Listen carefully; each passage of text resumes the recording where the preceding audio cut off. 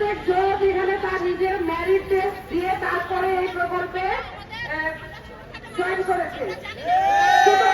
আপনারা এখানে কাউকে অবহেলা করার অবকাশ নেই।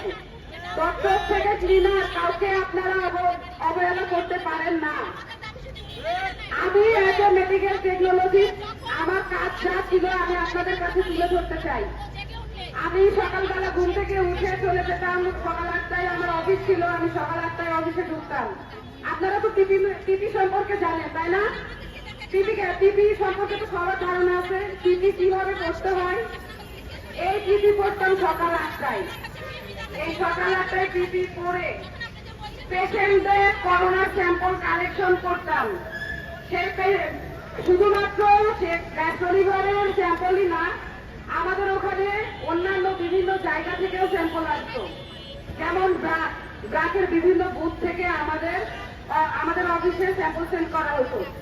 সেই স্যাম্পল গুলাকে ল্যাবে গিয়ে টেস্ট করা, আরটিপিসিআর করা, এই যে কাজগুলো করেছি, আপনাদের কি মনে হয় যে এই টিভি পরে আপনারা যে আজকে পেপারে ছেড়ে এখানে দাঁড়াচ্ছি ঘামতেছি, তাহলে সেই সময়ের কথা চিন্তা করেন যে টিভি পরে সকাল 8টা থেকে একটা মেয়ে রাত 8টা পর্যন্ত কিভাবে কাজ করেছে। আমি অনেকদিন সেন্সলেস হয়ে গেছি, বহুদিন গেছে যে আমি সেন্সলেস হয়ে গেছি। কেন গেছি জানেন? ডিহাইড্রেশনে। সকাল 8টায় একটা দিয়ে যদি টিভি করে সারাদিনে যদি পানি না খেতে পারে তাহলে তার অবস্থা কি হয়? আমার যে অবদান, এটা কি জনগণের জন্য ছিল না? আমি যে স্যাক্রিফাইস করছি এটা কি জনগণের জন্য ছিল না? এই দেশের মানুষের জন্য ছিল না? আমি কি আমাকে নিজেকে অভিজ্ঞতা হিসেবে দাবি করতে পারি না? আমি যে সময় কাজ করেছি সে সময় যদি কখনো ল্যাব কন্টামিনেশন হয়ে যায়, আপনারা তো জানেন যে ল্যাব কন্টামিনেশন হলে কি করতে হয়, পুরা ল্যাবটাকে নতুন করে সেট আপ দিতে হয় এবং এভরিথিং ক্লিন নিট করে প্রত্যেকটা স্টেপ নতুন করে সাজাইতে হয়। অনেকদিন গেছে রাত 9টায় বাসায় গেছি। ইভেন আমি ডেড বডির কালেকশন করেছি, বিভিন্ন কর্মকর্তাদের বাসায় গিয়ে স্যাম্পল কালেকশন করেছি। আমি যদি একটা মেয়ে হয়ে গুণা করতে পারি তৎকালীন সময়, তাহলে আজকে কেন আমার চাকরি নিয়ে প্রশ্ন উঠবে? আমরা যখন 2020 সালে কোভিডের সময় ডিউটি করেছি, আমাদের এখানে অনেক গণ্যমান্য স্যারেরা আছে, আমাদের ছোট ভাই সবাই আছে, কিন্তু আমাদেরকে যখন ওনাদের প্রয়োজন ছিল স্বাস্থ্য অধিদপ্তরের, ওনারা তখন যেই কাজটা ওনাদের করার দরকার ছিল সেই কাজটা ওনারা করেনি। ওনারা আমাদেরকে ব্যবহারের মাধ্যমে ওনাদের কাজটা ওনারা হাসিল করেছে। দেখেন আপনারা সবাই বর্তমানে মোবাইল ইউজ করেন, অন্যান্য বড় বড় কাজটিতে সবাই বলতেছে বাংলাদেশের অমুক নেতা সেই করছে কোভিডের সময়, অমুক নেতা সেই করছে কোভিডের সময়, অমুক হাসিনা সেই করছে। কিন্তু কি সবচেয়ে বেশি যুদ্ধ করেছি আমরা। আমাদের কিন্তু মাত্র 70টা হৃদয়ের মধ্যে আমরা যতটুকু আশা নিয়ে কোভিডের সময় যুদ্ধ করেছি, সেই আশার মধ্যে এখন ওনারা আমাদেরকে এরকম ভাবে প্রতারিত করতে, আমরা সেটার জন্য প্রস্তুত ছিলাম না। এখন আমরা বলতেছি, এখন ওনারা আমাদেরকে বলতেছে আওয়ামী লীগ বিএনপি এটা সেটা এইগুলা তো বলে নিয়ে আমরা তো আমাদের তো এখানে দাঁড়ানোর কথা না। আমরা রাজপথে দাঁড়িয়েছি আমাদের দাবি আন্দোলনের জন্য। যখন আমরা কোভিডের সময় ডিউটি করেছি তখন ওনারা আমাদেরকে বলেছে যে আপনারা নিঃশান্তিতে ডিউটি করেন, আপনাদেরকে সামনে সুন্দর ভবিষ্যৎ উজ্জ্বল দিব। আমরা বলেছি যে স্যার ঠিক আছে, আপনারা যেহেতু আমাদের পাশে আছেন, আমরা আপনাদের পাশে নিঃশান্তিতে দাঁড়িয়ে যাব। আমরা লিখিত কোনো কাগজ প্রমাণ চাইনি যদি ওনাদের প্রতি আমাদের বিশ্বাস না থাকতো। ওনার একটি মুখের কথা আমরা এতগুলো ভাই স্যারেরা আমরা সবাই ডিউটি করে গিয়েছি। এখন সেই ইমানে উনি খবর দিয়ে ফেলেছে, তাই আমি মেয়েটার নিম্ন প্রতিবাদ জানাচ্ছি।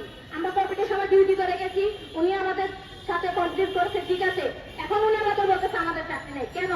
বাংলাদেশের যদি যুদ্ধ কিছু বলে থেকে থাকে তাহলে এটা আমাদের কোভিড সেনা ভাই ও বোনেরা সারারা সবাই মিলে করেছি। বাংলাদেশের রাস্তাঘাটে লাঠি ছোটা ছুরি কাঁচি বন্দুক নিয়ে যুদ্ধ করলে তাকে যুদ্ধ বলে না। যা রক্ত দিয়ে যুদ্ধ করতে হয়, যা শ্রম দিয়ে যুদ্ধ করতে হয় সেটাকেই যুদ্ধ বলে। যখন ছিলাম একটা রুগী যখন রাস্তায় পড়েছিল তাকে পরিচয় দেওয়ার মতো আর কেউ ছিল না, আমরা তাকে বেডে নিয়ে তার মায়ের মতো বোনের মতো স্ত্রীর মতো তাকে যন্ত্রণা দিয়ে সুস্থ করে তুলেছি। রাস্তাঘাটে প্রতারিত হচ্ছে, এটার বিচার চাই, এটা অভিযোগ জানাচ্ছি। এখন আমাদের কোভিডের সময় আমরা যে অন্তঃসত্ত্বা ফোনগুলো ডিউটি করে গেছে, তাদের নিজের সন্তানের কথা চিন্তা করে নাই, তাদের জীবনের কথা চিন্তা করে নাই।